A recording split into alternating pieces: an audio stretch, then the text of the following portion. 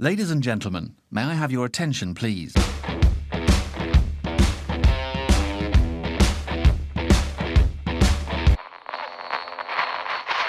Ce soir, la chasse à la morosité est ouverte. On a déjà un peu commencé. Nicolas Lebel fait un véritable carton avec son thriller Le Gibier aux éditions du Masque. Nouveau personnage, nouveau genre, nouvel éditeur, mais c'est le même talent. Que se passe-t-il quand le papa de Merlicht met son protégé au repos? Comment jouer avec les codes du genre et avec ses lecteurs tout en évoquant l'histoire de l'apartheid en Afrique du Sud? Peut-on combiner meurtre, humour noir et alexandrin? Nicolas Lebel est avec nous dans la boîte, et vous le voyez, pour en parler. Mais avant tout, on ne change pas une bonne vieille habitude. Faisons connaissance avec notre invité grâce aux 6 faces de la boîte et au portrait chinois littéraire que le monde entier nous envie. Bon amusement à tout le monde. Bonsoir Nicolas, rebonsoir, et merci. Bonsoir, merci pour cette présentation dithyrambique. Ça fait plaisir. Tu n'as encore rien vu. Maintenant que tu as tout dit, je suis presque embarrassé. J'ai peur de ne plus rien dire. J'ai des questions pour tenir 2-3 heures, je te le dis tout de suite. Super, vas-y. Et le top, c'est que je suis sûr que les personnes qui nous écoutent ont aussi des questions, donc n'hésitez surtout pas. Et donc je le disais, cuisinez-moi. commençons par découvrir un peu plus qui tu es, mais avec un portrait chinois un peu particulier. Si tu étais un livre de chevet, lequel choisirais-tu et pourquoi, en quelques mots? Quel livre de chevet? Tiens, d'ordinaire, on me demande quel livre j'en sur une déserte, et là je sais quel livre je prendrais pour le lire et le relire. Alors un livre de chevet, c'est le livre avec lequel je m'endormirai rapidement, j'imagine. Il faut que je trouve un livre qui m'ennuie ou que je sais pas, un livre de chevet, je sais pas. Qu'est-ce que j'ai eu comme livre? Il y a un livre que j'ai eu de chevet que j'ai eu pendant longtemps. C'est la Bible, parce que j'ai fait des études littéraires et inévitablement, notamment des études littéraires tournées vers la littérature de langue anglaise. Et c'est une littérature qui s'inspire copieusement de la Bible, qui trouve beaucoup de symboles et qui nourrit son symbolisme de la Bible. Et je n'ai pas eu cette éducation religieuse que d'autres ont. J'ai suivi un parcours très très laïque et c'était une culture qui me manquait vraiment. Donc j'ai entrepris enfin je vais avoir 17-18 ans, de lire la Bible de la première page à la dernière page. Donc j'ai eu le bouquin sur ma table de chevet pendant quelques temps. Alors j'ai échoué 2 fois à la lire comme ça d'un bloc. Après j'ai lu des épisodes, mais je crois qu'en livre de chevet, c'est celui-là que j'ai eu le plus longtemps. Si tu étais un rayon dans une librairie? Un rayon, je dirais, j'aimerais dire le rayon de la littérature classique, parce que j'y ai traîné mes guêtres pas mal. Donc je choisirais celui-là. Voilà, les pères fondateurs. Si tu étais une maison d'édition? Une maison d'édition. Eh bien, écoute, je viens d'arriver aux éditions du Masque et j'y retrouve une équipe du tonnerre. Alors, je vais dire les éditions du Masque qui m'ont fait un accueil super et qui me dorlotent au quotidien. Si tu étais un marque-page original? Je ne sais pas, Ou ton marque-page fétiche, si tu en as un? un steak haché, ça serait original comme marque-page, Ce mais serait original. je ne sais pas. Souvent, j'ai utilisé des tickets de métro, autant où ça existait. Il faudra expliquer aux jeunes, photo à l'appui, en quoi ça consiste, à l'heure où ils vont disparaître. Mais je dirais un ticket de métro, j'ai utilisé ça comme marque-page. Et Ulrich te propose une feuille de vigne. Très bon choix. Très bon choix. Très bon choix. Si tu étais un salon du livre, on en a peu pour l'instant. Un salon du livre, écoute, je vais vexer personne. Un salon du livre, eh bien, je vais faire un petit clin d'œil à Saint-Maur-en-Poche, dont je viens d'apprendre aujourd'hui qu'il était annulé cette année. Encore. Oui, les mauvaises nouvelles continuent. Bonsoir Isabelle Sam, qui est nouvelle parmi nous. Si tu étais... Alors c'est presque... Est-ce que tu vas nous choisir un personnage de la Bible? Mais si tu étais un personnage, lequel choisirais-tu parmi tous les personnages qui existent? Un personnage de littérature? De tout ce que tu veux. Un personnage. Qu'est-ce que je serais comme personnage?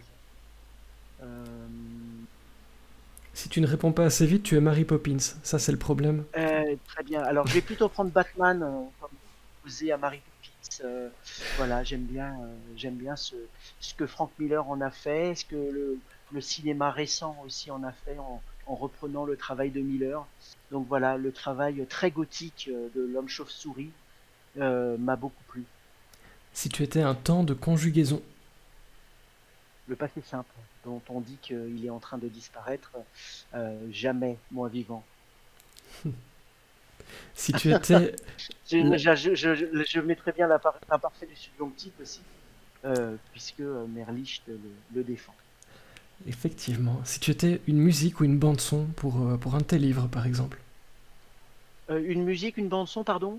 Pour tes livres ou pour ta vie, qui sait.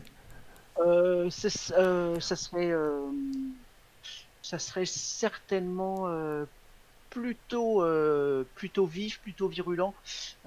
J'écoute pas mal Alter Bridge en ce moment. Ça rythme pas mal ma vie. Je vous invite à écouter, c'est vraiment Si tu étais un signe de ponctuation.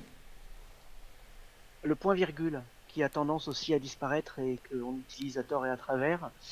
Sinon, ce serait le point final, enfin le point, je veux dire, puisque mes élèves, puisque je suis enseignant toujours un petit peu, mes élèves mettent des virgules à l'infini, font des paragraphes comme ça avec des virgules, sujet, verbe, complément, virgule, et ça comme ça à l'infini. Donc je me bats avec eux pour qu'ils coupent et qu'ils mettent des points. C'est un combat d'une vie. Alors voilà, le point plutôt. Et écoute, je te propose qu'on fasse une pétition et un groupe Facebook, c'est très important. Mais carrément. Je t'en donne allez, un petit dernier pour la route. Si tu étais un verbe. Ok. Un verbe.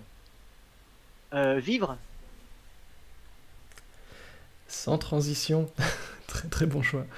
Nicolas, maintenant que tu n'as plus de secret pour nous, ou presque, même si les mots Côte du Rhône, whisky et Krav Maga n'ont pas été prononcés, Pas encore. pas encore, prenons la direction de la question qui déboîte.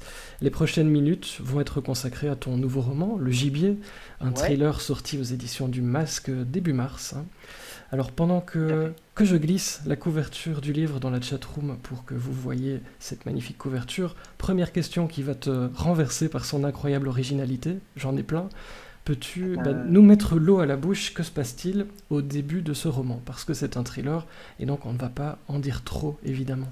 Alors, effectivement, c'est un thriller, c'est un roman policier, c'est un roman noir, c'est un petit peu le, le- la gageure de ce roman. Ça commence en tout cas comme un roman policier, puisqu'on suit deux enquêteurs au moment où ce sont deux officiers de police qui travaillent au Bastion, le nouveau 36 parisien, à l'heure où ils sont appelés sur une prise d'otage en plein Paris, dans un appartement. Ils s'y rendent, essayent de négocier avec le preneur d'otages, visiblement un forcené qui crie, qui hurle derrière la porte, qui menace quelqu'un visiblement. Des coups de feu retentissent, la police entre et découvre deux corps. Cette prise d'otage se transforme tout à coup en un double meurtre ou un suicide, ou un meurtre et un suicide, un double suicide. On s'y perd et les enquêteurs vont rapidement avoir à dénouer cette situation. Il apparaît en fait qu'ils étaient morts un petit peu avant. Alors qui a parlé? Par où est-il parti? Qui a tué? Euh, le, Cette enquête policière devient un vrai nœud d'embrouille. Et heureusement, ils vont commencer à démêler au moment où tout va pointer vers une jeune femme. Tous les indices vont accuser une certaine Chloé de Talence. Chloé de Talence, le commissaire Bondy, qu'il s'agit de son amour de jeunesse, cette femme qu'il a tant aimée au lycée puis à l'université, avec laquelle il a vécu une histoire d'amour intense pendant 7 années Jamais Chloé de Talence n'aurait tué qui que ce soit, elle en est incapable. L'est-elle incapable? Voilà, je vais m'arrêter là peut-être. C'est un très très bon pitch. On dirait que tu as fait ça toute ta vie, je tiens C'est à le dire. gentil.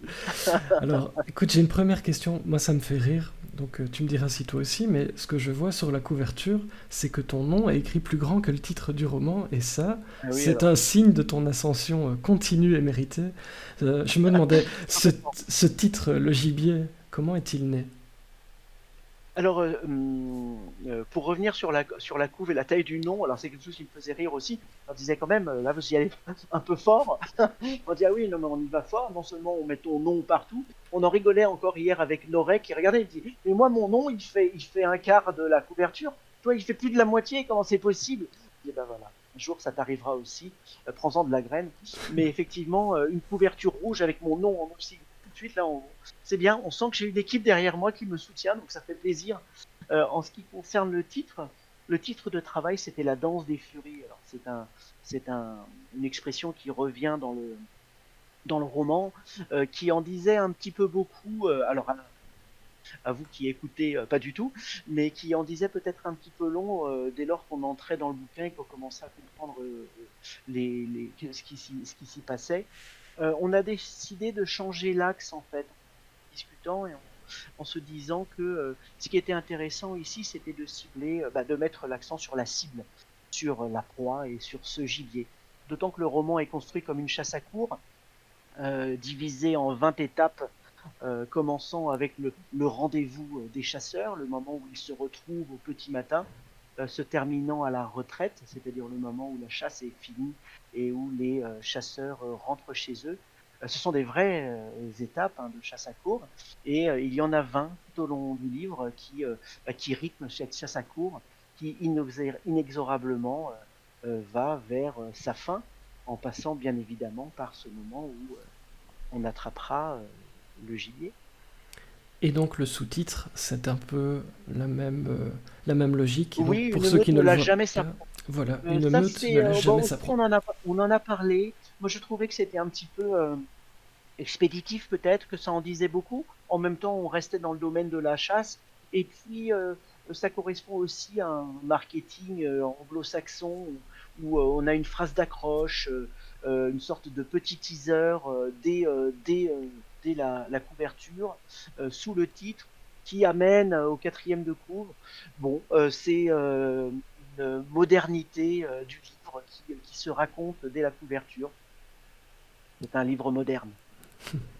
Alors, avec le gibier, tu expliquais un peu l'histoire, tu bascules, toi qui es étiqueté, je déteste ça, hein, je tiens à le dire, plutôt polar, tu bascules dans le thriller, mais tu bouscules aussi les codes du genre hein, au passage.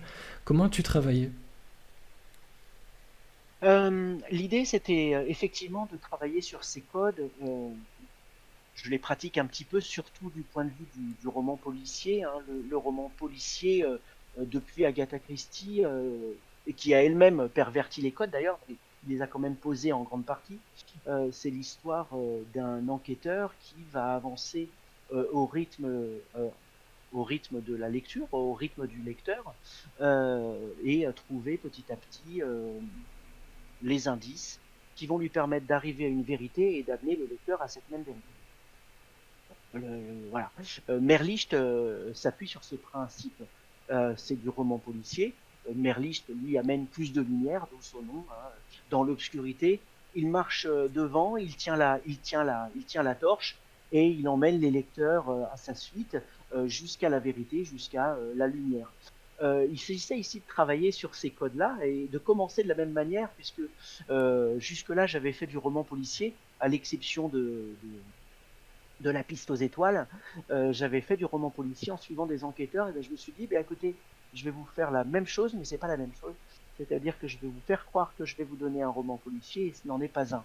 Et c'était ça la gageure première du roman, c'était de basculer. Le roman est découpé en trois parties, et en fait, chaque partie est comment donnée à un personnage ou un groupe de personnages du livre. Bien évidemment, on commence avec les enquêteurs, on est dans le roman d'enquête, le roman policier, pur et dur, jusqu'au moment où petit à petit, les, les clés du bouquin, les clés de la bagnole sont laissées à d'autres personnages. Et là, on bascule. On bascule vers du thriller, on bascule vers du roman noir. C'est Alexandra, son nom m'échappe, Alexandra, journaliste de Libé, là, qui me disait que ça termine comme un roman noir. Exactement. Hein.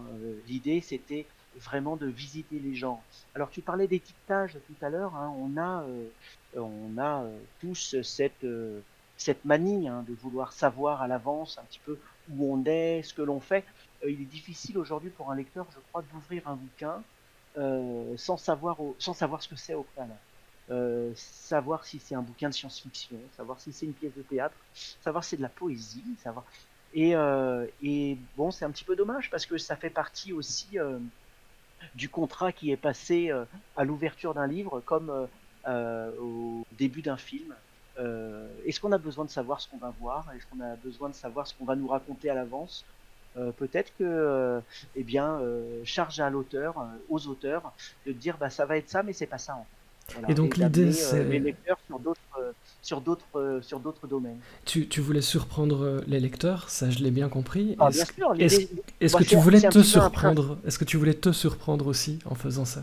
Ou me surprendre, en tout cas me faire plaisir. Hein. Je crois que le moteur principal de l'écriture, ça doit être ça. Hein. Il faut qu'on fasse un bouquin dont on est content et avec lequel on passe un an avec plaisir. Euh, Si on s'ennuie dans le bouquin qu'on écrit, il faut rapidement en changer, rapidement soit changer de bouquin, écrire autre chose, soit changer d'activité et faire du jardinage, ou en tout cas vivre, hein, je le disais tout à l'heure, mais le plaisir c'est important. Si on s'emmerde en écrivant un bouquin, à n'en pas douter, le lecteur s'ennuiera en le lisant. Donc me surprendre non parce que c'est très encadré ce que j'écris. Il y a un plan, je sais où je vais, je connais la fin, donc j'ai pas de surprise vraiment si ce n'est dans la phrase ou dans la trouvaille du moment. À l'échelle du bouquin, j'ai pas de surprise. En revanche, je tiens à avoir ouais, du plaisir. C'est effectivement Alexandra Schwarzbrod, nous dit Michel Dufresne, certainement. Oui, il est venu anonymement et puis là il a changé. Bonjour Michel, Ah bah salut, très bien. salut Bas les masques. Williams, bas les masques. Euh, mais dans ce livre, on fait la connaissance d'un duo composé du commissaire Paul Starsky, avec un I, tu vas nous expliquer ça j'imagine, et de sa coéquipière, la glaciale et pragmatique Yvonne Chen. Comment Ouais. as-tu donné naissance à ces personnages? Euh, le, il me fallait de nouveaux héros. Hein. C'était ça le deal aussi. Hein. Laisser Merlicht un petit peu au repos. Je l'avais laissé en piteux état au dernier bouquin. Et puis je voulais repartir avec d'autres héros. Et qui dit héros dit un héros. Et puis là c'est un héros, c'est un commissaire de police. On imagine un personnage, voilà, bonhomme, viril, un tombeur de femmes, voilà. Et puis je me suis dit mais en fait, quoi de mieux pour incarner un héros qu'un héros existant? Alors pourquoi Starsky? Je ne pourrais pas lui dire en fait aujourd'hui comment ça m'est venu, mais en tout cas je voyais bien ce personnage voilà, un peu viril, bonhomme. Je vois bien ces deux copains, un peu buddy movie, qui vont s'épauler tout au long de l'enquête avant de la résoudre et de terminer au bar du coin avec deux jolies nanas. Starsky, ça évoque tout ça. Hein. C'est la série policière, c'est le héros qui réussit. Et je me suis dit, c'est super. Sauf que c'était exactement l'inverse que je voulais pour ce brave Starsky. C'est pas Starsky avec un Y, donc c'est bien Starsky avec un I. Il le dit tout au long du bouquin. On lui dit, mais c'est comme dans la série. Il fait, oui, mais sauf que ça s'écrit avec un I. Starsky I avec un I, mais pas Starsky avec un Y. Tu es là? Je suis là, je t'écoute religieusement. C'est pas chouette. Quant à Yvonne Chen, Chen c'est un nom. Elle est asiatique, d'origine chinoise, à ce qui est dit. C'est un nom assez bateau en fait. Chen pour les Chinois. J'avais c'était au collège dans ma classe, j'avais une Yolande Chen. Voilà, donc elle était pas loin. Yolande Chen, Yvonne Chen, voilà. Je crois qu'elle est venue comme ça. Et pour tes personnages, tu Alors pourquoi utilises tes anciens camarades comme ça, ou des gens qui existent, ou tu fais comment? toujours, toujours, toujours, je m'inspire beaucoup des gens que je rencontre, que j'ai rencontrés. Le jour des morts est empli de mes tant dans les victimes que dans les enquêteurs, que dans les personnages secondaires, de mes anciens collègues de lycée. Je mets toujours des personnages. Alors, bien sûr, parfois ce sont des noms que je récupère comme ça, mais, euh, mais, euh, mais souvent je m'inspire dès lors que le personnage a un peu de texte ou qu'il est amené à exister, qu'il n'est pas juste de passage ou qu'il n'est pas juste étendu sur le sur la table en inox de la morgue. Dès lors qu'il qu'il existe un petit peu, souvent c'est un personnage, c'est quelqu'un que j'ai rencontré et dont j'ai poussé quelques curseurs, hein, si je puis dire. Il en faut peu parfois pour transformer une personne qu'on rencontre en personnage de roman. Moi, je fais ça copieusement. Et donc, ce sont des personnages assez opposés, mais qui vont former Complètement, un complètement. Ah ben, duo atypique. Starsky est complètement. C'est un personnage qui est donc, contrairement à son image de bonhomme, hein, c'est un personnage qui est complètement chamboulé dans sa vie. Alors c'est pas comme j'ai pu le lire un flic à la dérive ou tu vois un alcoolique. Voilà, c'est pas le flic endolori. C'est pas un Olivier Marchal, hein, loin de là. Simplement c'est un mec qui est qui vit une crise en ce moment, une crise au sein de sa famille. Il est en train de se séparer de sa femme puisque c'est un bosseur, il adore son boulot et il passe trop de temps au point de pas toujours rentrer, voire de pas rentrer du tout, et de négliger ses deux filles, il a deux filles. L'autre élément de la famille, c'est son chien. Lorsqu'il a emménagé, on l'apprend dans le livre, il a emménagé avec sa femme, ils ont pris un chien. Et il se trouve que quelques années après, 15 ans après, 15 ans de couple, eh bien ce chien est vieillissant et mourant au début du bouquin, une sorte de symbole de leur couple qui se délite et qui est en train de se terminer. Et on retrouve Starsky au début du livre dans ce, voilà, dans ce marasme, dans ce tourment. Donc c'est pas un personnage qui est fondamentalement, j'allais dire, euh, de manière inhérente en souffrance. C'est un personnage qu'on retrouve à un moment de crise, un moment où effectivement il va pas bien, où son couple s'effondre. Et ce type va être à fleur de peau, donc tout en l'affect, euh, beaucoup en sentiment. C'est comme ça qu'il travaille beaucoup d'ailleurs. Il est beaucoup dans la sensation, dans le sentiment. Et ça va être exacerbé, bien évidemment, au moment où il va retrouver cet ancien amour de jeunesse. Il est à l'opposé de Shen, qui elle est très pragmatique et froide. Elle est très raisonnée. Là où Starsky est complètement sur les sentiments, elle est complètement cartésienne, complètement sur la raison. Rappelle son, son chef, hein, puisque c'est son chef, à la raison. Il dit attention, tu dérapes, là tu pars en jazz. T'es fragile en ce moment, d'accord, mais c'est pas une raison pour faire n'importe quoi. Donc écoute-moi. Lui, bien sûr, ne l'écoute pas et bon, mène parfois l'enquête à déraper. Et Shen est amené à ramener un petit peu l'enquête dans les rails. Donc ces deux personnages se querellent, s'engueulent assez régulièrement dans le bouquin.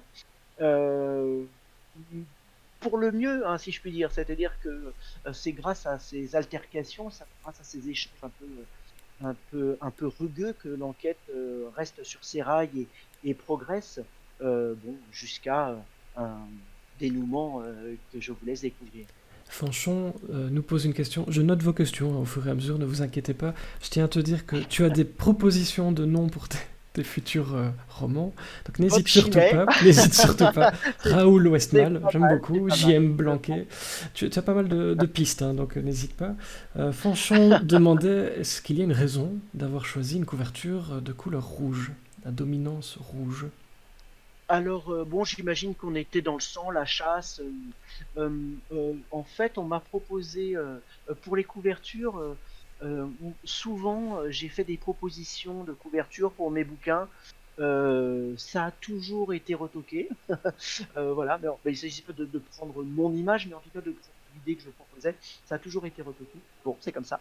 Et, euh, et, euh, et en ce qui concerne les titres, presque pareil, hein. Il y a que, je crois, à ce jour que l'heure des fous qui a été conservée. Pourquoi cette couverture, ça a été un choix, une proposition de la maison d'édition. Et moi, bon, je la trouvais super. Effectivement, il y a cette mire, cette cible, et puis ce rouge sang là, pour illustrer le gibier, une chasse à courre. Je trouvais ça assez clair, assez cohérent. Alors le Belge qui lit, on va rester dans la chasse, nous dit écrire même métaphoriquement sur le domaine de la chasse se voit de plus en plus. Bernard Minier en est l'exemple. Est-ce une tendance? Est-ce du fait qu'on en entend plus parler actuellement, notamment de la chasse à courre?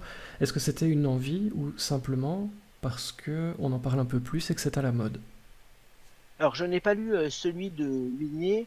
Moi, je voulais induire, bien évidemment, la chasse à courre et tous ceux qui liront le livre ou qui l'ont lu verront ou ont vu il n'y a pas il y a pas de chevaux, il n'y a pas de, voilà, cette chasse à courre, il y a effectivement une personne qui est poursuivie, voilà, mais il n'y a pas en soi de chasse à courre, il n'y a pas de chasse dans la forêt, il n'y a pas de personnes traquées dans les bois. Alors je voulais pas faire ça, d'autant que bon, ça a déjà été fait pas mal, hein. Si je pense notamment c'est quoi les chasses du comte Zaroff, si je me souviens bien, le vieux film en noir et blanc où le propriétaire du Nil, si je me souviens bien, chasse des humains sur sa propriété. Donc la chasse à court d'humains, malheureusement, si je puis dire, c'est un peu un poncif du genre, on connaît. Donc je voulais l'induire dans le titre, je voulais on se dise, est-ce que c'est ça qu'il a fait et qu'on s'interroge là-dessus, sachant que ce n'est pas du tout ça justement. Et c'est une des surprises certainement du bouquin.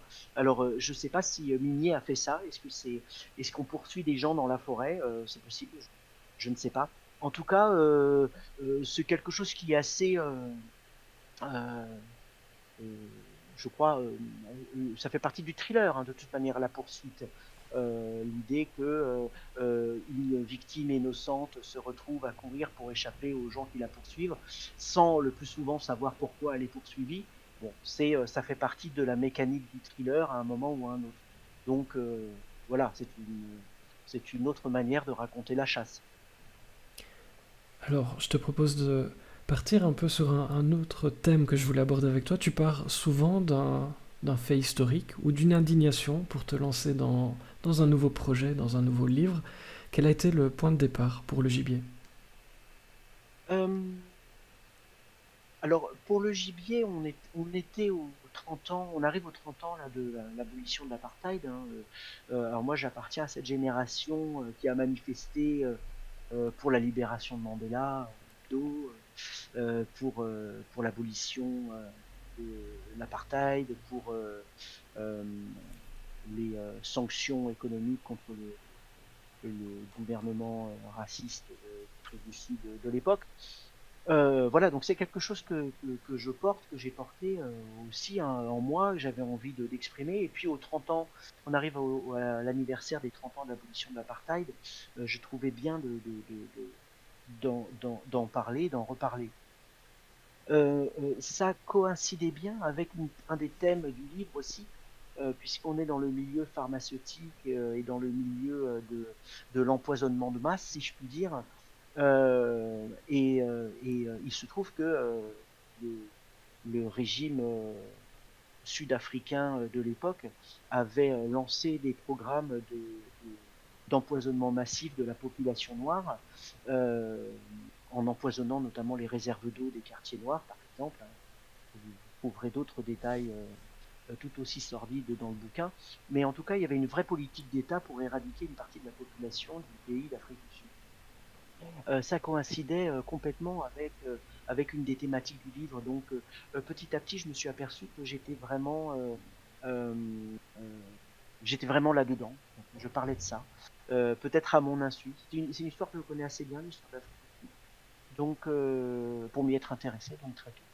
Et je me suis dit, mais voilà, ça coïncide. Non seulement il y a un vrai terreau pour des vrais salauds aujourd'hui en Afrique du Sud, après une réconciliation à la va-vite qui a été souhaitée surtout par les bourreaux, à mon avis. Et je pense ça tombait bien en fait d'en parler aujourd'hui et de réévoquer une histoire qui petit à petit était oubliée. Voilà. Je ne sais pas si aujourd'hui, lorsqu'on parle de l'Afrique du Sud, je pense que les gens se souviennent de l'apartheid, les gens se souviennent de Mandela, mais je pense que ça ne va pas plus loin que ça. Donc c'était bien de parler un petit peu de ce qui s'était passé. C'est bien, c'est toujours bien de rappeler, où on est aujourd'hui, cette conséquence de l'histoire passée. Alors ça ne veut pas dire qu'on ne refait pas les mêmes erreurs, hein, l'histoire l'a prouvé, mais au moins si on peut retarder un petit peu les horreurs, c'est pas plus mal. Et donc, ton souhait dans ces cas-là, j'imagine, c'est de coller à la réalité. Tu ne joues Complètement. pas le rôle Tout ce qui est dit dans le bouquin est d'inventer vrai. Il n'y a certaines qu'une chose choses. qui est fausse, c'est le nom que j'ai donné au produit qui s'appelle Chronos, puisque c'est l'État dévorant ses enfants, hein, le titan dévorant ses enfants. Donc voilà, il y avait juste un petit ajout fictionnel, mais sinon tout ce qui est dit est complètement vrai, hein. Il y a eu un programme aussi de stérilisation des femmes noires qui a été lancé en Afrique du Sud à l'époque. On l'a su bien tardivement, même après la chute du régime. Bref, c'est assez terrifiant en fait ce que l'histoire amène au jour. Et bien évidemment, si on veut bien en parler, il faut en devenir, je vais dire spécialiste pour aller vite, mais en tout cas être sûr de ce qu'on avance euh, et s'assurer que voilà, on, on peut pas complètement bidouiller avec l'histoire. C'est ça que je veux dire. C'est que oui, l'intrigue fictionnelle peut s'adosser à l'histoire, mais il faut faire la part des choses. Quand les choses sont vraies, il faut le dire. Il faut trouver un ton aussi pour expliquer que là, on n'est pas dans la fiction, on est dans le réel et dans les choses qui se sont réellement passées. Ça veut dire des noms, des dates, des chiffres. Il faut pas faire un cours non plus pour le travers hein, qu'on peut avoir en tant qu'auteur. On peut se laisser aussi embarquer par son sujet. On peut se retrouver fasciné par son sujet et puis en rajouter des caisses. Parce qu'on a un souci de vérité, on a un souci de précision. Donc la documentation est très importante. C'est pour ça qu'on a un éditeur aussi derrière qui passe et qui dit à ce passage-là, tes 20 pages sur tel sujet, c'est super, on va en garder deux. Voilà. Et heureusement, parce que on n'est pas dans l'écriture d'essai, on est dans l'écriture de polar, dans une écriture de fiction. On reste aussi dans du divertissement, faut pas le perdre de vue. C'est un divertissement qui peut être instructif. Moi, j'y crois. C'est le côté prof. Hein, on se change pas. Mais il faut être vigilant à contrôler sa documentation. Donc, véracité à 100%, réalisme, voilà, mais il faut être vigilant à doser. Et au niveau du travail, comment est-ce que tu t'organises pour effectuer les recherches? C'est-à-dire que tout ce que tu viens d'expliquer, ça demande, j'imagine, et je le sais, un travail conséquent. C'est presque du Alors, journalisme. Comment est-ce que tu bon, t'organises pour y arriver? alors c'est énormément d'internet évidemment. On trouve beaucoup de choses sur internet dès lors qu'on sait chercher. Dès lors qu'on sait chercher, je dis ça c'est important parce que j'ai encore une fois, je prends l'exemple de mes élèves qui prennent la première réponse qu'ils trouvent sur internet et qui la valident d'office. Il y a vraiment des textes intéressants. Il y a beaucoup d'universités qui ont numérisé leur maîtrise et enfin comment dire, master 1, master 2 et thèse Donc on peut tomber rapidement sur des écrits de spécialistes pour le coup, qui sont numérisés et qu'on peut consulter en ligne. Euh, Lecture, donc il y a beaucoup de lectures, beaucoup d'images, on a de la vidéo aussi en ligne, on peut trouver vraiment beaucoup de choses. Je l'ai dit souvent, hein, euh, ce qui sauve la mise et ce qui fait gagner beaucoup de temps, c'est le coup de fil à un ami, c'est-à-dire le moment où je lance une bouteille à la mer autour de moi en disant voilà, j'ai besoin de ça, je ne trouve pas ce que je veux, j'ai fouillé, j'ai cherché, j'ai interrogé, je ne trouve pas.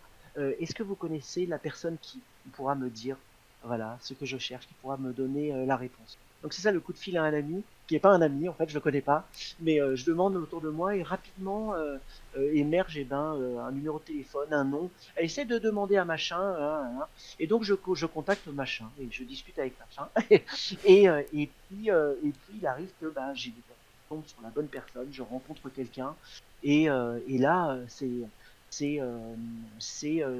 j'arrive au cœur du sujet puisque je rencontre le spécialiste qui a réponse à toutes mes questions. Ça, c'est idéal, hein. C'est le jour des morts qu'on a cité tout à l'heure. Je travaillais sur la bibliophilie et la collection de premières éditions de romans français. Voilà, les premières éditions du Rouge et le Noir, de la recherche du temps perdu, côté de chez Swann. Voilà, c'est quoi une première édition? Quelle est sa valeur? Voilà, j'en avais besoin parce que je travaillais sur le blanchiment de l'argent par nos politiques. Bref, vous lirez le bouquin. Et là, je suis tombé sur un titre qui était un puits de science, une mine d'or, un libraire parisien qui a toujours sa boutique à Odéon, un mec remarquable. Et bon, bien évidemment, je voulais en apprendre un petit peu plus sur la bibliophilie. Évidemment, je voulais en savoir un petit peu plus sur le blanchiment d'argent. Là, et je voulais savoir si lui-même avait pu voir, savait, etc. Je suis tombé sur un type qui m'a dit bon, qu'est-ce que tu veux savoir? On y a les cartes sur table et il a été incroyable de, de révélation. Je lui dis mais attends, mais est-ce que je peux écrire ça? Il me fait ah ben ça c'était une affaire dans le Parisien, ça c'est en procès, ça c'est en machin. Génial, génial. Là j'avais le spécialiste. Donc c'est le top dans la documentation pour gagner du temps, c'est le coup de fil à un ami, voilà, un ami en devenir. Et sinon c'est beaucoup de temps effectivement à rechercher des informations, à aller. Par exemple sur l'Afrique du Sud, là, il y a un moment où en recoupant des sources, je me suis aperçu que des sources avaient disparu entre deux passages. C'est assez curieux. Euh, voilà, je n'avais pas compris, mais c'était assez curieux parce qu'au moment de recouper, donc les informations que j'avais trouvées n'étaient plus au même endroit. Donc voilà. Bon, Et voilà. Fanchon demande si tu passes plus de temps pour les recherches et la documentation ou plus de temps pour écrire ton bouquin.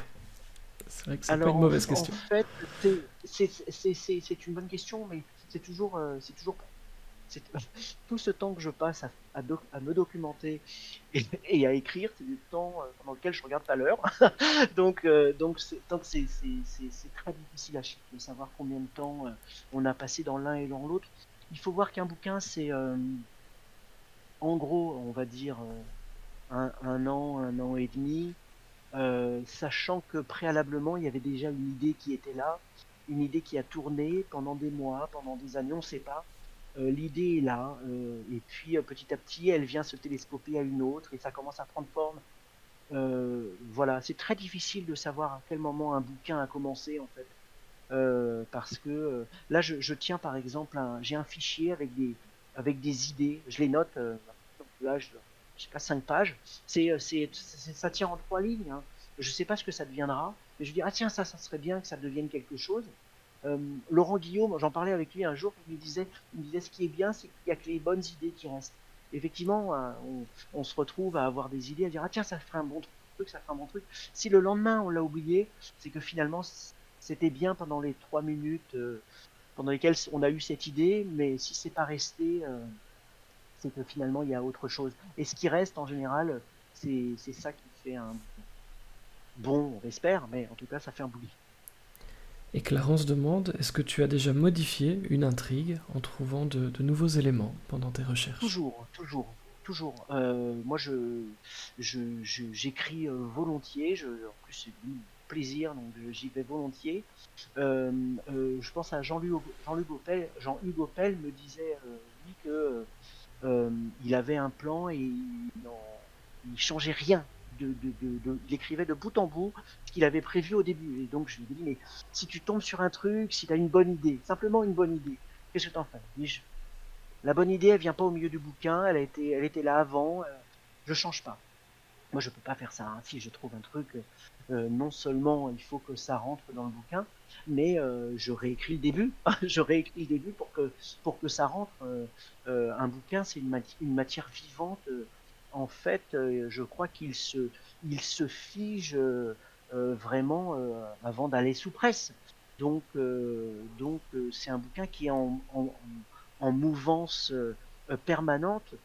C'est de la matière vivante tout le long de l'acte de création, si je puis dire, c'est-à-dire le moment où j'ai réfléchi, où j'ai eu l'idée, le moment où on commence à se documenter, à poser des questions, le moment où on commence à rédiger, le moment où on commence à corriger, le moment où on change des choses. Tout ça, voilà, c'est en mouvement. Et oui, enfin, moi, au contraire, je suis content quand j'ai une idée. Parfois, je me dis, mais bon sang, évidemment, l'épiphanie, une fois qu'on a bien malaxé ce sujet, malaxé son intrigue, on est devenu vraiment spécialiste de son bouquin, on sait où il va de bout en bout. S'il y a une bonne idée, bien évidemment, il faut, euh, il faut qu'elle entre dans le bouquin à tout prix. Alors Ulrich, que je remercie au passage, me fait une transition de rêve vers ce que je voulais aborder juste après. Il t'écrit, et je pense que tu devrais t'asseoir si tu ne l'as pas encore vu. Ce que j'aime par-dessus tout dans Dis-moi. tes romans, c'est cette réalité historique dont tu viens de parler, mais plus que les dates, plus que les chiffres, c'est ton regard humain sur ces faits que j'aime, qu'il aime. Et je suis assez d'accord. Et par rapport à ce succès, eh bien écoute, j'ai repris quelques mots-clés dans les avis sur ton livre Le Gibier. Et si tu es bien assis, je te lis ça, ça va très vite. Et en gros, ça donne une construction machiavélique, un rythme effréné, une intrigue palpitante, une spirale infernale, et toujours avec ce trait d'humour, on ne veut plus refermer le livre, un dénouement particulièrement remarquable, un roman diabolique. Nicolas Lebel est au sommet de son art. J'ai envie d'ajouter je sais tes matchs, Mister Lebel, car j'aurais pu continuer très très très longtemps cette liste. Ça te fait Eh bien, quoi Ça te fait c'est quoi super. ça te fait quoi de lire tout ça, d'entendre tout ça depuis que le livre est sorti? Alors, moi, je vais pas dire que je suis pas ravi, hein, loin de là, je suis très content, je suis ravi, je suis en général j'essaie de le faire aussi bien avec le suivant. En général, quand le bouquin sort, pour pour tout dire, par exemple, là, le bouquin est sorti le 10 mars et je suis en train de terminer un roman. Voilà. Donc il y a toujours ce décalage où on dit, bah, voilà, merci d'avoir aimé ce bouquin. J'espère que je vais pouvoir faire aussi bien avec le suivant et que vous allez l'apprécier tout autant. Euh, voilà. Bon, j'espère ne pas être au sommet de mon art. J'espère qu'il y a encore possibilité de faire mieux. C'est exactement ce que j'allais te souhaiter. Il n'y a rien de pire que d'être au sommet de son art. Et Voilà, donc, voilà. et donc J'aimerais bien qu'il y ait je, une fin. Alors c'est marrant parce que d'ailleurs dans les chroniques on me dit souvent ça, ah, la nouvelle voie du polar. Je dis, ah bon, ben, ça fait 8 bouquins quand même. Alors moi je fais ok. Et puis là, tu vois, d'un côté je commence et pour d'autres je suis arrivé. Donc je sais pas où j'en suis dans mon chemin, mais mais tu es voilà, je sur vais le essayer chemin. de continuer à écrire en tout cas. Et par rapport à ça, eh bien, écoute, dernier petit point pour cette partie de la boîte. Un nouvel éditeur dont tu parlais, Le Masque, et quelqu'un à tes côtés en tant qu'agent. Bonsoir si tu nous écoutes. Est-ce que ça change Tout une à fait, vie, Lila Stivald, que Lila Sial? je ne suis pas, je ne sais pas si elle est là, mais je ne serais pas étonné qu'elle soit là. Bonsoir Elle me Lila. suit. Je, je ne savais pas si on pouvait, alors je n'ai pas dit son prénom, mais bonsoir à elle. Est-ce que ça change une vie d'avoir voilà, quelqu'un à tes côtés comme agent, ou même cette Alors, nouvelle équipe? complètement, d'autant que Lila a été éditrice pendant longtemps, donc l'agent, hein, c'est celui qui gère la carrière de l'auteur, du scénariste, de l'acteur. On connaît 10% voilà, pour les acteurs, donc pour voir un petit peu la nature du travail. Euh, j'ai la chance d'avoir une agente qui en plus a été éditrice et donc c'est l'une des premières qui tombe sur le bouquin et le torture si je puis dire, hein, le plie dans tous les sens et me renvoie ma copie en me disant bah voilà alors ça j'ai bien aimé et ça il faut refaire et c'est essentiel dans le boulot d'écrivain d'avoir ce retour. Il faut l'accepter, hein, c'est pas toujours facile, mais en tout cas, ça fait partie du boulot. Ça veut dire quoi? Ça veut dire que pendant un an, on s'enferme avec un texte. Moi, je ne montre rien à personne. Je suis tout seul avec mon livre et la première personne qui voit le texte, c'est ma femme, et elle le voit une fois que le livre est pour moi à sa première mouture initiale. C'est-à-dire que j'ai écrit les chapitres du premier au dernier et que voilà, on a de quoi bosser pour l'améliorer. Et Lila intervient donc avant que le bouquin arrive en maison d'édition avec un regard et surtout une expérience du livre. Hein. Elle tombe dans le bouquin, elle a édité des collabs, elle connaît bien le domaine, et c'est avec cet œil expérimenté qu'elle lit. Voilà.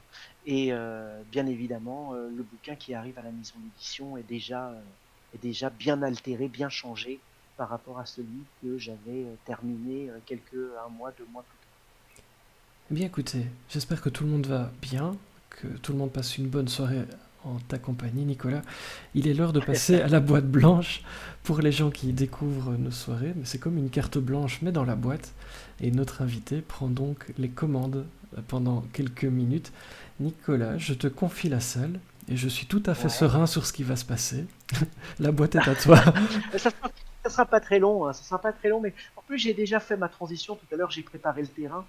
Il se trouve que en ce moment là, je termine un bouquin, je le disais, qui se passe en prison. Et en fait, j'ai eu la chance de rencontrer des gens qui ont pu me donner des anecdotes, me raconter, répondre à mes questions. J'ai trouvé aussi une documentation en ligne, que ce soit de la part, par exemple, d'anciens détenus qui ont raconté leur passage en prison, leur manière de vivre leur détention, des surveillants de prison aussi qui en parlent en ligne. J'ai trouvé des associations aussi, notamment des associations de visiteurs en prison. Bref, j'ai besoin de matière, donc je lance un SOS, une bouteille à la mer, voilà. Que ce soit votre expérience ou celle d'un proche, moi j'aimerais bien avoir des, un retour sur une expérience d'incarcération. Alors, je n'ai pas besoin voilà, de, de, de choses très précises, ni même euh, comment j'ai pas besoin de nom non plus. Hein. En fait, c'est vraiment des choses très très simples sur le fonctionnement, l'organisation de la vie de la cellule. C'est aussi des choses sur la routine, le temps qui passe. Voilà, j'ai des questions en fait. Euh, je sais déjà comment est organisée une prison. Je sais déjà comment sont organisés les repas et les visites et les promenades. Voilà, j'ai besoin de ressenti, par exemple, sur le temps qui passe. Voilà, c'est ce genre de questions que j'aimerais poser. Et malheureusement, je n'ai pas beaucoup d'interlocuteurs. Donc, si vous connaissez quelqu'un ou si vous-même hein, avez une expérience de la prison, que ce soit en tant que personnel, en tant que ancien détenu, je sais pas. Eh bien, écoutez, si ça vous dit de participer à mon interrogatoire, à mon questionnement, eh bien, je serais ravi, comme vous le souhaitez, en passant par Facebook, en passant par mon mail, qui est aussi sur mon Facebook. Idéalement, on pourrait s'appeler, en discuter par téléphone, et puis voilà, ça peut être anonyme si vous le souhaitez. Voilà, le but du jeu, c'est d'avoir un regard plus humain, l'organisation administrative, la version de l'institution, je l'ai trouvée en ligne. J'aimerais bien des témoignages plus humains, plus vivants. Et pas forcément des témoignages noirs d'ailleurs, parce que il y a des gens aussi qui racontent des anecdotes de vie en prison. Voilà, donc voilà. Bon, je crois que je crois Mais que écoute, j'ai cerné à peu près. pour te rassurer, donc, mais pendant que tu expliquais tout ça, il y a des pistes qui se dégagent déjà dans la Bon, bah boîte, super. la magie, et je pourrais aussi Super. Si t'aider vous si tu pouvez veux. me contacter en MP, je serais ravi. Voilà, vous pouvez Voilà, passer d'en directement parler chez avec vous. Nicolas ou passer par moi et je transmettrai avec énormément de plaisir.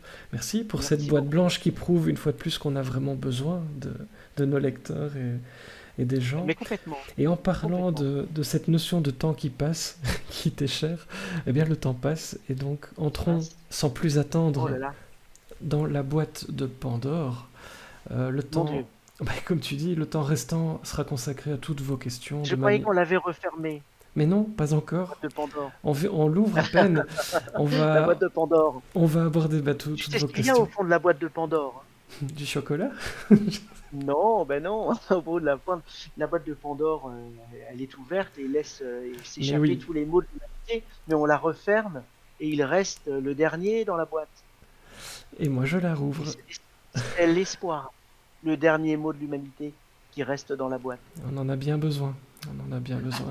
Mais donc si vous êtes sur Discord avec nous dans la chatroom, n'hésitez pas à écrire vos questions. Mais, mais, vous me connaissez, je vais m'accorder la première, parce que pour éviter de recevoir des menaces de mort, je suis obligé de te poser cette question. Oui, Et je précise qu'il y a des fans de Misery dans l'assistance, et donc fais d'accord. très très attention à ta réponse. Ton Mon Dieu. emblématique Merli reviendra-t-il Oui. bientôt dans la lumière? Alors, il y a deux questions en une dans ta question. Toujours. Est-ce qu'il reviendra? Oui. Est-ce qu'il reviendra bientôt? C'est quoi bientôt? Parce que c'est le temps de l'écriture toujours. Il faut un an et demi pour écrire un bouquin, parfois 5 ans, 10 ans. Il faut entre 3 mois et 6 mois pour l'éditer. Il faut entre 4 heures et 4 jours pour le lire. Et voilà, donc le temps bientôt, c'est le temps de quoi? Euh, et ça veut dire qu'au mieux, si je m'y collais là, on aurait le prochain Merlicht dans 1 an et demi. Donc voilà, la forme du bientôt. Mhm. Bon, J'ai fait exprès hein, de mettre ce mot-là, je tiens à te le dire. alors, Je suis comme ça. il y aura un Merlicht, bien sûr. Il est prévu. Je réfléchis. Ce sera un retour aussi hein, pour ce brave Merlicht. Il doit revenir sous la lumière. Euh, et voilà, il faut préparer son retour. Donc, oui, il y en aura un bientôt. À plus ou moins long terme, il y aura, il y aura un autre Merlicht. Et troisième question dans cette première question, est-ce que c'est compliqué de proposer d'autres choses quand tes lecteurs sont à ce point attachés à un personnage? C'est toujours difficile complètement. Le problème, le défi de la série, c'est de proposer la même chose de manière différente. Voilà. C'est-à-dire qu'on est content de retrouver des personnages qu'on connaît et de se retrouver dans ces petits chaussons avec eux, de retrouver leur voix et de retrouver leur manie, même celles qu'on ne supporte pas. Et en même temps, on veut être surpris par une nouvelle enquête et une avancée des personnages. C'est pour ça que Merlicht aussi a évolué entre l'heure des fous et, euh, et, euh, et dans la brume écarlate. Il a évolué. Et d'ailleurs, cette évolution, il l'annonce dès l'heure des fous. Les gens m'en ont voulu, mais je leur ai dit, mais en fait, c'est annoncé déjà que Merlicht, il est en piteuse santé. Voilà. Et pour terminer sur cette réponse, je dirais que j'ai pour ma part, je prends ça à Pénac et à sa trilogie Malocène, donc les premiers bouquins. Moi, j'ai pris un pied fou à lire cette trilogie, à rencontrer la famille Malocène dans la Fée Carabine et les suivants. D'ailleurs, je ne sais pas si la Fée Carabine est le premier, je ne sais plus. Mais Au Bonheur des Ogres et je ne sais plus le troisième. Et tout ça pour dire que ça a été un vrai plaisir de retrouver ces personnages et de vivre avec eux. Et c'est ce que j'avais envie de créer en reprenant Merlicht à travers plusieurs aventures. Retrouver cette envie de s'asseoir avec les copains qu'on n'a pas vus depuis longtemps et en même temps pour se raconter des choses nouvelles. Voilà. Et donc, question, et je vais pas la lire telle quelle, vous comprendrez peut-être pourquoi. Est-ce qu'on va revoir les protagonistes du gibier? Est-ce que tu nous fais une suite? En tout cas, est-ce que tu as ça en tête quelque part? Ou Tout à pas fait. encore? Je Ou... pense qu'en fait, c'est ce que j'écrirai avant le prochain Merlicht. Ça répond à la question? Ça répond très très bien à la question. Euh, Petite question encore. L'humour noir est toujours présent dans tes livres. C'est un ingrédient qui t'apporte quoi à l'intérieur d'un polar thriller, roman noir? Je vais répondre en citant des proches, hein, l'humour et la politesse du désespoir. C'est cette lumière dans la nuit, l'humour. Ce moment où, de toute manière, dans la tragédie humaine, et c'est la seule échappatoire qui se propose, qui s'offre. Oui, l'humour, évidemment. Ah, l'humour, disait Rochefort, fin de ridicule, comme s'il ne restait plus que ça finalement. Euh, c'est essentiel pour ces personnages qui vivent euh, des tragédies, euh, des tragédies du quotidien. Euh, oui, c'est aussi ces choses qui peuvent nous sauver. Norek racontait cette anecdote qu'il avait choqué quand un jeune policier il était intervenu sur une scène de suicide où une personne s'était jetée sous un train et le pompier qui est passé près de lui a dit ah, alors où elle est la tétette et il a été très très choqué par cette phrase évidemment puisque on est le respect aux défunts évidemment à la tragédie humaine qui vient de se jouer etc. En même temps où elle est la tétette c'est peut-être le dernier moyen de ne pas perdre la raison dans une scène aussi abominable. Alors on discutera sur le degré d'humour de la chose mais en tout cas dans cette petite blague qu'il pensait faire. Je pense qu'il essayait juste, ce brave pompier, de respirer. Et je crois que c'est ça l'humour dans le roman noir. Alors maintenant, il y a humour, humour et humour. Hein, la palette est vague, est vaste, pardon, et on rit de ce qui nous fait rire. Donc, voilà, c'est Merlicht a son humour à lui. Alors, ce qui m'a toujours frappé dans tes livres, en plus de tout ce dont on a déjà parlé, c'est le soin dans l'écriture, la volonté que, en tout cas, c'est comme ça que je le vois, que le bon mot soit à la bonne place. La question, du coup, Oui. c'est est-ce que c'est un travail de titan pour arriver à cette qualité? C'est subjectif, mais moi je dis que c'est la qualité. Et est-ce que c'est inné ou est-ce que tu travailles vraiment comme un titan? Alors, il y a beaucoup de travail. Je vais dire ça. Euh, il y a beaucoup de travail. Ouais, je crois que je reprends, je relis tout plusieurs fois. Il y a une question de musique aussi, je pense, hein, de musicalité. Euh, le, dans le gibier comme ailleurs, parce que je peux pas m'en empêcher. Il y a forcément un ou deux alexandrins qui surgissent, qui passent par là. Euh, c'est je pense que c'est important aussi. Effectivement, on pourrait raconter ces histoires de policiers comme un rapport rendu lors d'un retour de mission. Je crois qu'on a aussi on est en train de travailler une matière. Je le disais, hein, c'est de la matière vivante, l'écrit. Et puis c'est important de. Moi, j'aime m'arrêter dans ma lecture pour relire une phrase. Il n'y a rien de plus énivrant que, qu'une phrase qui pète. Et ça peut être trois mots, hein, simplement une association de deux mots, et en disant mais waouh, mais oui, c'est ça. Bah, j'aspire à ça, en fait. j'aspire à ça. Je l'ai trouvé chez d'autres. J'aimerais arriver à ça. Il y a des gens qui ont réussi à, à toucher ces phrases incroyables qu'on trouve dans la littérature, là, en disant mais c'est tellement ça, c'est tellement vrai, c'est tellement moi. C'est presque tout est vrai dans ce que je viens de dire. C'est tellement moi, mais c'est tellement tout le monde en fait. C'est pour ça que cette phrase est incroyable. En 4 mots, l'auteur a touché l'universel. Il nous a donné une vérité absolue en 4 mots. Mais quel pouvoir de pouvoir faire ça. On touche au verbe. Tiens, la boucle est bouclée, je reviens sur la Bible. Mais on touche et le verbe était Dieu. Mais voilà, je suis pas croyant. Mais en tout cas, voilà, on est dans ce pouvoir du mot, dans ce pouvoir du langage, lorsqu'on décide d'écrire et d'écrire un livre sérieusement.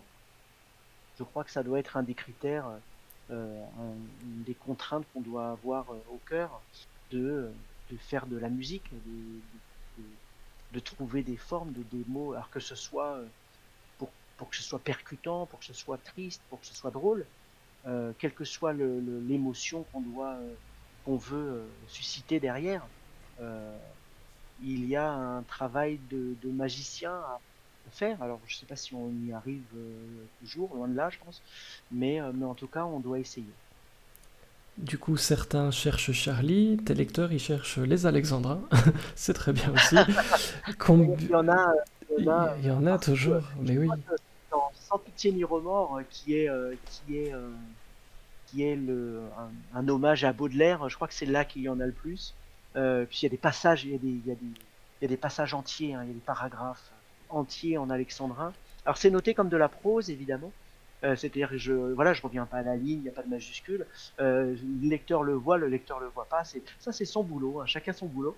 Mais en revanche, oui, moi je prends plaisir comme ça à en cacher dans les pages et à en mettre régulièrement. Et c'est pour lancer les questions du Belge qui lit. En gros, quels sont vos rituels d'écriture? Est-ce que tu écoutes de la musique, par exemple, en écrivant? Est-ce que tu réécris 3 fois tes livres comme Werber ou d'autres choses, éventuellement? Alors, concernant la musique, je n'en écoute pas parce que j'en écoute beaucoup par ailleurs. Je suis sensible à la musique, assez sensible.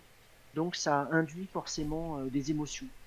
Et induire des émotions, c'est forcément, ça se retraduit, ça se retrouve sur le papier. Et l'émotion que suscite la musique n'est pas forcément l'émotion dont j'ai besoin pour mes personnages ou pour ce passage en question. Donc, ça fausse un peu la donne. Donc, pas de musique. Tac. Euh, L'autre question, est-ce que j'écris 3 fois mes livres? Je sais pas. Je réécris des passages indubitablement. On parlait tout à l'heure avec Clarence de la, de la, du surgissement de la bonne idée qui impose une réécriture. Donc oui, il y a des passages que je réécris, il y a des passages je me dis ah ben non mais en fait c'est pas ça, je me trompe. Alors je réécris pas tout le livre 3 fois, non. Un Non petit non non whisky non. pour écrire, demande Euh, Disco Boy. il faut qu'il soit petit, hein. J'ai déjà en rentrant de soirée comme ça ou de pub, un peu éméché, tu te dis oh là là non, j'ai la pêche, je vais pas me coucher, tiens, je vais écrire. Là en général, on a des idées mais incroyables, des trouvailles phénoménales. Et le lendemain, malheureusement, on relit et on est. Alors, mais le temps avance. J'ai un deal avec Denis Brognard, hein. Je peux pas dépasser une certaine heure pour ne pas faire Et de bien la évidemment, concurrence déloyale à koh. Mais si tu veux encore rester quelques minutes parmi nous, on a encore des questions là. je suis là. Mais oui, tu n'hésites pas, hein, parce que j'ai pas un budget illimité, tu me coûtes très cher. C'est pour rire, c'est pour rire évidemment. Euh, je me posais cette question, écrire pour un ouvrage collectif, bah, c'est visiblement un exercice que tu apprécies. Je pense à Écouter le noir, L'amour c'est. Que t'apportent ces projets? Je vais mettre les couvertures. C'est des choses un peu spécifiques. Alors, c'est pas de l'écriture collective, en fait, puisqu'on est chacun dans notre coin à écrire notre texte. C'est plutôt de l'écriture à contrainte. C'est-à-dire que voilà, on nous dit le thème c'est ça. Est-ce que. Alors, le thème c'est ça, bien évidemment. Souvent, il y a une cause aussi derrière, hein. Souvent, il y a une personne aussi derrière. C'était le cas, par exemple, pour Yvan, hein. C'est Yvan qui m'a contacté pour ce projet. Voilà. y vend, c'est y vend depuis longtemps. Donc c'était oui d'office. En plus c'était pour une belle cause, donc ça a été avec plaisir. Euh, en fait, j'écrivais pas de nouvelles jusque-là. C'est vraiment, c'était un exercice. C'est très difficile la nouvelle. En plus, on a cette vision que la nouvelle, en France notamment, que la nouvelle est toujours à chute.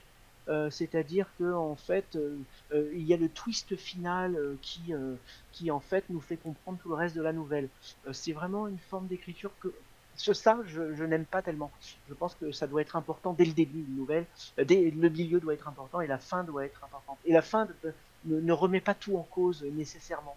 Euh, donc, euh, donc voilà, je suis pas complètement fait pour l'exercice tel qu'il existe et tel qu'il est demandé en général, tel qu'il est apprécié avec ce twist final.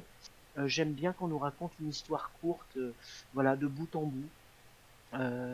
Donc je m'y suis mis. Voilà, c'est surtout parce que j'aime bien l'exercice à contrainte. Surtout j'aime bien les gens qui me demandent de le faire. Bon, voilà. Et puis bon, parfois on m'en demande un peu trop d'un coup, donc je dis non parce que je suis pris sur d'autres projets. Voilà, j'ai participé à un recueil pour l'UNICEF. Donc voilà, j'étais ravi de le faire pour cette cause. Et puis il y en a un autre qui devrait arriver d'ici peu. J'ai pas complètement les contraintes, donc je peux pas vous en parler. Voilà. En ce qui concerne l'écriture collective, en revanche, c'est-à-dire là plusieurs. Là, je fais ça avec Olivier. En ce moment, on travaille sur un projet de série depuis quelques mois et Olivier Norek, pardon. Et, euh, et, euh, et on Qui? Jamais et entendu parler. Non, je plaisante. oui, voilà, on s'amuse bien et on travaille bien ensemble. On va bientôt l'inviter aussi, évidemment. Tu disais, tu travailles encore malgré cet immense succès qui commence, qui arrive et qui va se poursuivre, je n'en doute pas. Tu es professeur d'anglais, si je ne me trompe pas. Tout à fait. Est-ce que tes livres sont traduits et s'ils ne le sont pas, pourquoi tu n'écris pas en anglais tout de suite pour certains Alors projets? déjà parce que je parle beaucoup mieux français qu'anglais. Enfin, je parle très bien anglais, mais j'aurais beaucoup de mal, je crois, à traduire les formules argotiques de mon vieux capitaine, notamment. Et puis, pour avoir été suivi une formation de traducteur, c'est ce que j'ai fait au prime abord, tout en, tout en apprenant l'enseignement. J'ai fait une formation de traducteur initialement. Je sais combien c'est difficile hein, de traduire dans une langue qui n'est pas la sienne. Alors, bien évidemment, le traducteur traduit vers sa langue, hein, c'est beaucoup plus simple, quoique ça reste un exercice très difficile, la version, la traduction. Mais faire le travail dans l'autre sens, traduire dans l'autre langue, c'est vraiment très très difficile. Et puis, il faut laisser ça à des gens qui savent bien le faire. L'enseignement, ouais, toujours, là je suis à mi-temps, donc euh, à l'éducation nationale, en lycée. Alors, cette réforme Blanquer me chagrine. D'ailleurs, j'ai gardé son avatar. Je sais pas à qui j'ai fait mon dernier zoom pour avoir l'avatar de Blanquer, mais ça avait dû faire rire et je l'ai gardé. mais, euh, mais bon, je pense qu'il est en train de mettre les derniers clous dans le cercueil d'une éducation nationale que j'aimais bien et que j'aime moins maintenant avec lui. Voilà. Un petit coup de gueule, ça fait toujours plaisir. Je te propose une Et dernière... avec évidemment, une dernière question, parce que c'est ma question rituelle que j'aime d'amour, hein. Qu'est-ce que tu veux? vas-y, dis-moi. À ton avis, si vous vous croisiez, que dirait le Nicolas enfant au Nicolas qui est avec nous dans la boîte ce soir, aujourd'hui? Qu'est-ce que me dirait le Nicolas enfant? Qu'est-ce qu'il me dirait à moi? Qu'est-ce qu'il me dirait?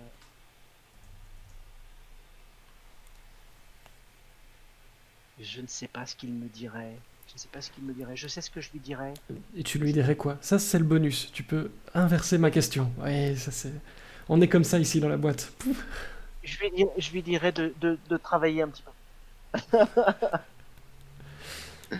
Il y a plein de choses à faire. De voyager plutôt, d'aller voir le monde.